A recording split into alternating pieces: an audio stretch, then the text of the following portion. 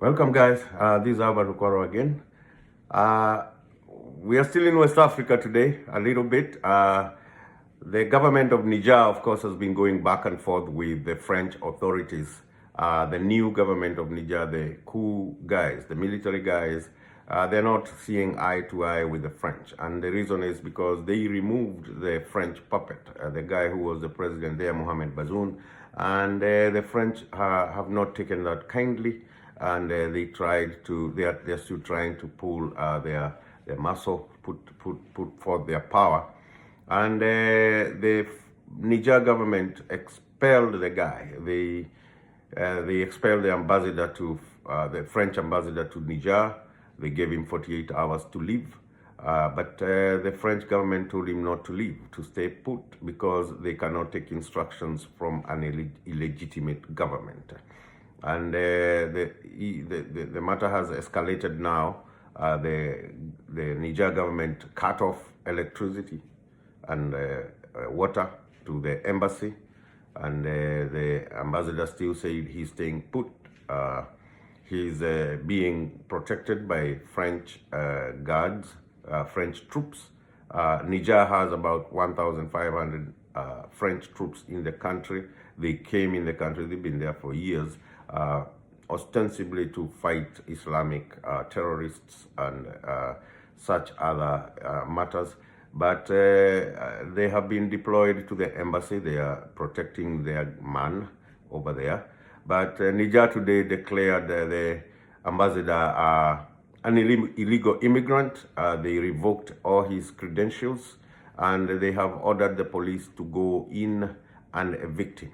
And now that might be quite an escalation, because the grounds of an embassy is usually under international law considered the land of the government that is operating the embassy. So the embassy in Niamey, the French embassy in Niamey, is French territory. And if the police in Niger breach that territory, that is almost like invading France. And France may not take that kindly, and we don't know what they might do with that. Of course, their hands are tied, because they seem to have lost a lot of goodwill, not only in Niger, but across the continent. People seem to be telling France that time is up. You are done here. Please pack your bags and leave. And we have seen it in Burkina Faso. We've seen it in Mali. We've seen it in Niger. Yesterday in Gabon, Ali Bongo, the longtime president of the country, who happens to be the son of the previous president, Omar Bongo, who had ruled the country since the 60s. That dynasty has crumbled. And that is one of the crown jewels of the French domination of West Africa. And the French government is a little bit jittery now. The ECOWAS group, the Economic Community of West African States, of course led by their local superpower, Nigeria, and their new president, Tinubu, seems to be making no headway in solving this problem in Niger. And the reason is simple. Even in Nigeria itself, nobody wants military intervention in Niger. And the Nigerian neighbors, Mali and others, and Burkina Faso and others, they have told ECOWAS to back off and don't interfere with our friends. We know what we are doing, and we want France out. So Tinubu is caught between a rock and a hard place, and he is a new president. He has not yet established himself in power, and he's a president whose legitimacy itself is also in question. He is also seen as a puppet, not a puppet of France, but a puppet of other world powers. We will not get into that, but he has some credibility issues, like many other presidents in Africa. A lot of them, the African people know they have been imposed in the name of democracy, and but through rigged elections, they are always being elected. That is what happened to Bongo in Gabon. He was declared president in the morning, and in the afternoon he was out because it was really obvious that he was rigged in. And the military came in. They are doing what they're doing. They seem to have popular support of the people. Of course, it has been campaign period, so popular support is not very hard to mobilize.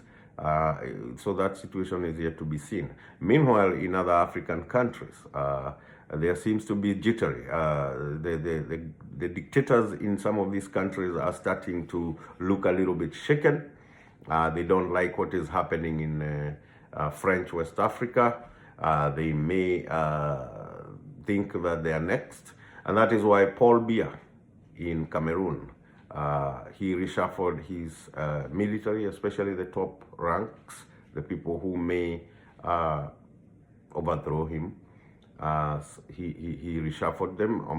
I'm sure there must be French troops in Cameroon right now, ready to shore him up, protect him if anything happens to him, because this is unsustainable for France. And French people are not known to sit on their hands when it comes to these things. They will do what they have to do to maintain some level of credibility, some level of power in those countries. They don't have any credibility, so they cannot get that. I hear that Paul Kagame was also a little shaken out in Rwanda. Rwanda is also a former French colony, but French influence in Rwanda has not been strong since the genocide in 1994 and the takeover by the RPF led by Kagame. They have had issues. A lot of the people, some of the people who were leaders of that massacre of the Tutsi people ended up in France. Protected a little bit there, and France did not act quickly enough. So the Rwandese people have not been on the side of France. They even changed their national language to English, and they seem not to be interested in continuing the relations that they had before with France. But all the same, I think Kagame is taking some measures to make sure that his country is not destabilized. I am not sure that he could be in danger. I doubt it, but who knows? Nobody thought that Ali Bongo was in any kind of danger. And here he is begging people to shout for him while he is in house arrest, wondering where his kid and wife are. And that was very embarrassing, not only for Bongo, but for France. And it's a fluid situation, and I don't know whether this is related, but anything that is happening with the military and dictators in Africa is definitely significant at this point. Yoweri Museveni in Uganda, he retired some top generals today. Maybe they were scheduled to be retired anyway. I am not sure. But making a move like that in this time, it might be significant. It is important it's something to note, not necessarily because it means anything, but it's important to note that he did that. And he also is one of those presidents. He still has some support among the people in Uganda, but we all know how much he has terrorized any kind of opposition. Bobby Wine and Kiza Besigye and others. Anybody who tries to say anything to Museveni, they actually crushed. So he also may be a little jittery, but he is not seen so much as a puppet of the West. He's seen as a gung-ho guy who is independent of Western influence. He has stood with Russia in this war with NATO. And he has also stood up against Western influence in some cultural affairs, and that makes him not the classic puppet that we come to expect. So we will see how all this turns out, but the message is clear. Africans are tired, and they don't want any of these foreign governments, these foreign powers dictating things for them. and therefore looting their resources. The problem is resource looting. They don't want to pay fair price. I saw today that Kazakhstan, a country in Asia, saying that they are ready to supply the European Union with uranium that they will not now have access to in Niger, from Niger.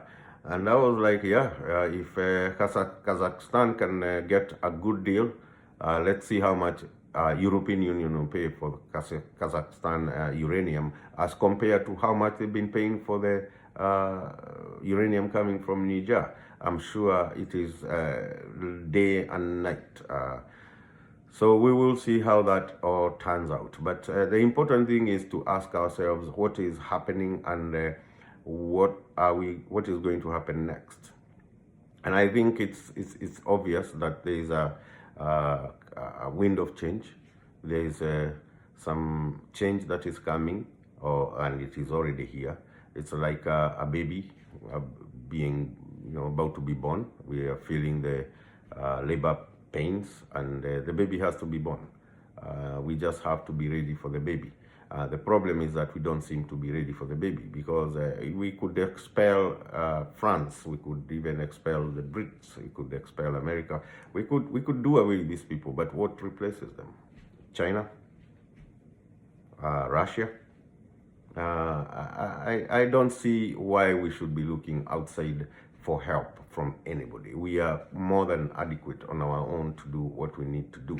But the organization that needs to do that needs to take the lead in this situation, is the African Union. And so far, they have missed the boat totally. They don't seem to be getting it. They don't seem to be coming up with any contingent plans for what to do. They don't have authority anyway. They seem to still follow the old tradition of the Organization of African Unity of non-interference in the domestic matters of countries. Of course, that just means that they are just there for show. They are not important in any way if they cannot help us midwife this new kid. But I still think they can if they have the will. They have to forcefully get in, because they are the only people who have the capacity to do something. And they should, I think, have an emergency session, talk about it, give us a way forward, look whether they can calm the waters. But eventually the goal should be just to remove these boundaries and make us one nation that can stand to these people without inviting the foreigners to come and help us.